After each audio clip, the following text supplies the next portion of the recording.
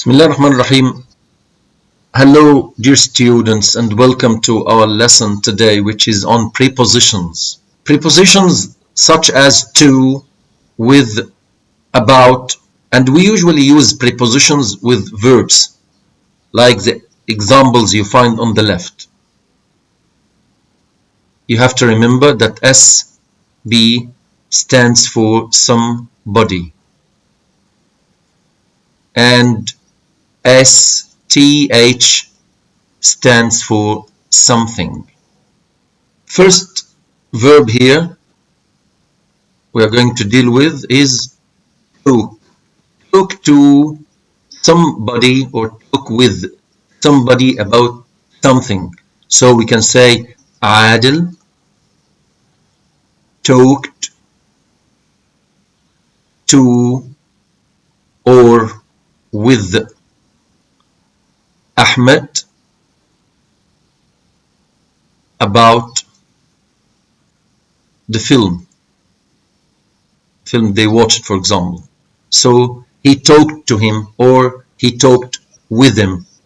So here you use talk to or talk with somebody about something, as we said. Number two, discuss. Discuss something with somebody. Number three, speak to or speak with somebody again. Mention something to somebody. So he mentioned the critical situation to me. He mentioned something to me. Agree or disagree with somebody on or about something. So we can say that we agreed with them on the situation. Complain to somebody about something. Argue with somebody about something. And starting here, criticize somebody for doing something. This should be very clear. After prepositions like for, you put the verb in the gerund, which means verb plus ing. So you should say, we criticized Ali for coming late. So we criticized him for not coming late. So coming here is in the gerund form. Blame somebody for doing, again, something. Perceive means understand something or somebody as something. Shout at or shout to somebody. Laugh at somebody means make fun of somebody. Lie to somebody about something, which means you're not telling the truth. Apologize to somebody for, again, doing something. But here, finally, urge somebody to do something. After to here, you put the verb in the full infinitive form. And now we come to some examples. Look at the verbs in the box and use some of them, not all of them, to complete the sentences. You may have to change the form of the verbs. For example, you are going to use talk, maybe you will be using it talking or talked or whatever.